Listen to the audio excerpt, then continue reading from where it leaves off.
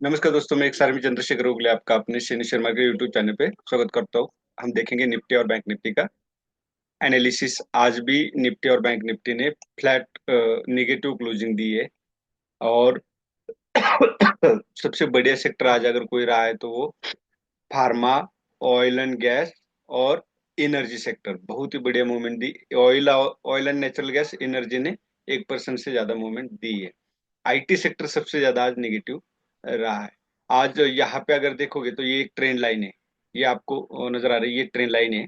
तो इस trend line का मैंने आपको जो बोला था कई दफा कि मार्केट हमेशा सपोर्ट का रेजिस्टेंस करता है, चाहे वो हॉरिजॉन्टल सपोर्ट हो या असेंडिंग सपोर्ट हो। तो यहाँ पे मार्केट अभी फिलहाल जो गैप डाउन ओपन होने के बाद, डाउन मूवमेंट देने के बाद दोबारा क्लोजिंग जो है वो ऑन ने इसको बोलते हैं counter attack, bullish counter attack pattern. मतलब उसका दोनों का क्लोजिंग एक ही पॉइंट में या थोड़ा सा अप डाउन दिया है निफ्टी में, तो इसको बोलते हैं बुलिश काउंटर अटैक। तो अब देखते हैं फिर भी जो रेजिस्टेंस है वो कौन सा रहेगा मेन। 23,938, क्योंकि यहाँ से बार बार रिजेक्शन आया है। तो ये इंपॉर्टेंट रोल निभाएगा 23,938 या 24,000। 24,000 अगर ब्रेक होता है तभी अपसाइड मूवमेंट मिलने की यहाँ पे उम्मीद है।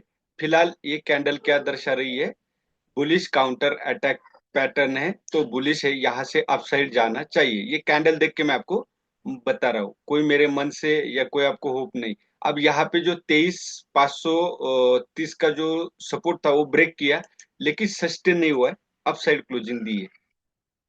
अब अब आवरली में भी आपको यहाँ पे क्लियर नजर आ रहा है कि यहाँ से एक रिजेक्शन आया था, ये 2 पॉइंट। अब यहाँ पे एक स्टार कैंडल बनी है, ये क्या इंडिसिसिव कैंडल है। तो अब इंडिसिसिव कैंडल में क्या होता है कि बायर्स और सेलर्स एक कंफ्यूजन में होते हैं कि हम जाना किधर है, अपसाइड जाए कि नीचे जाए। दोनों की फोर्स एक तरफ बराबर की होती। इसलिए अब कल अगर ये ब्रेक होता है 23,620 तो आप डाउन साइड जा सकते हो, और 23,690 ब्रेक होता है तो आप अप साइड जा सकते हो। तो ये था निफ्टी का। अब 5 मिनट में यहाँ पे देखा जाए तो ट्रेड कहाँ पे बनता था। सबसे बड़ी बात यह है कि ट्रेड हम क्यों करें और कहाँ पे करें। तो यहाँ पे अगर देखा जाए तो यहाँ पे एक ट्रेड कर सकते थे, लेकिन क्या बहुत ज्यादा निगेटिविटी तो हम ऐसे कैसे ट्रेड करें। तो सबसे बढ़िया पैटर्न क्या होता है कि यहाँ पे ट्रिपल बॉटम बना है, ये 2 पॉइंट जोड़ने के बाद आप यहाँ देख सकते हो कंसोलिडेशन हुआ। इस कंसोलिडेशन के ऊपर आप यहाँ पे ट्रेड कर सकते थे। यहाँ पे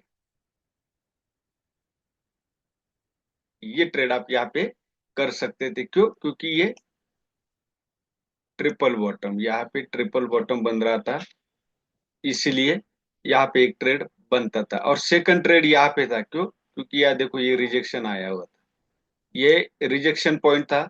यहाँ पे भी रिजेक्शन आया था, तो यहाँ पे भी एक रिजेक्शन आने की जरूर उम्मीद थी नहीं होती। क्यों? थर्ड सेकंड टाइम था, और इतनी बड़ी मूवमेंट देने के बाद एक करेक्शन आता ही आता। तो ये इसके पीछे का लॉजिक है, बहुत बड़ा कोई रॉकेट साइंस इसमें नहीं है। उसके बाद बैंक निफ्टी में अगर देखा जाए तो सेम बुलिश कैंडल बनी है। यहाँ पे सपोर्ट ब्रेक नहीं किया, इस सपोर्ट का ही सपोर्ट लिया है, ब्रेक नहीं किया, और क्लोजिंग अपसाइड ही दी है। तो देखते हैं, ये भी 50,945 का हाई है। इस हाई के ऊपर आपको ट्रेड करना है बाय साइड। और सेल के लिए अगर 50,800 ब्रेक करता है तो फिर आपको 49,650 तक का टारगेट मिल सकता है। यहाँ से एक अच्छी मूवमेंट हमें मिलेगी डाउन साइड पे। अभी कल देखते हैं कि कल क्या होता है। आज बैंक निफ्टी अगर देखा जाए तो पूरे दिन एक कंसोलिडेशन में एक रेंज में रही है। यहाँ देखा जाए तो 50,600 से लेके 50,945, मतलब 300 पॉइंट की भी रेंज नहीं है पूरी बैंक निफ्टी में। अब 5 मिनट में आपको ये देखने को मिलेगा कि इस पे एक पिनट तैयार हुआ है। पिनट मतलब जो मंदिर के बाहर वगैरह पताका लगाते हैं उसको बोलते हैं पिनट। तो ये देख सकते हो, बिल्कुल यहाँ पे एक ट्रेड बनता था इस कैंडल के नीचे, बाकी एक भी ट्रेड यहाँ पे नहीं बनता था। क्यों नहीं बनता था? हाँ, एक ट्रेड यहाँ पे जरूर बनता इस ग्रीन कैंडल के नीचे। क्यों? क्योंकि यहाँ से रिजेक्शन आया था और इसका लो ब्रेक किया, तो आप इसके नीचे ट्रेड कर सकते थे, स्टॉप लॉस मोटा होता। लेकिन एक ट्रेड यहाँ पे बनता है, क्यों? क्योंकि ये फर्स्ट सेकंड और थर्ड रिजेक्शन यहाँ से आता ही आता। नहीं भी आता तो एक स्टॉप लॉस हिट होता, लेकिन मैक्सिमम ट्रेड यहाँ सक्सेस होने की उम्मीद होती है, थर्ड टाइम सपोर्ट है रेजिस्टेंस पे। तो ये था बैंक निफ्टी का। अब कल के लिए 50,945 के ऊपर आपको बाय करना है, और 50,810 ब्रेक करता है तो आपको तकरीबन 50,600 का टारगेट यहाँ पे मिल सकता है। और ये भी ब्रेक होता है 50,600 तो आपको मैंने बताया 49,600 का 660 का टारगेट यहाँ पे नीचे नजर आता है। ये था निफ्टी और बैंक निफ्टी का एनालिसिस। मैंने अदानी विल्मर का भी अपडेट कर दिया था कि उन्होंने भी कुछ उनका जो उनका पार्टनर जो शेयर बहुत ज्यादा गिरावट हुआ देखने को मिली। ये देखो अभी यहाँ 31 तारीख, 30 को भी सेलिंग हुई है और 31 को भी सेलिंग हुई है, अभी अपडेट मिला है। तो सेलिंग कंटिन्यू जारी है, 4,645 के आज की सेलिंग है और 4,546 के आज की बाइंग है। तो सेलिंग कंटिन्यू जारी है, तो मार्केट का सस्टेन थोड़ा क्या बहुत ज्यादा डिफिकल्ट नजर आ रहा है। फिर भी हमारे पास भी पैसे की कमी नहीं है, दुगुना बाइंग हमने की है, रखेंगे साइड ले जाएंगे।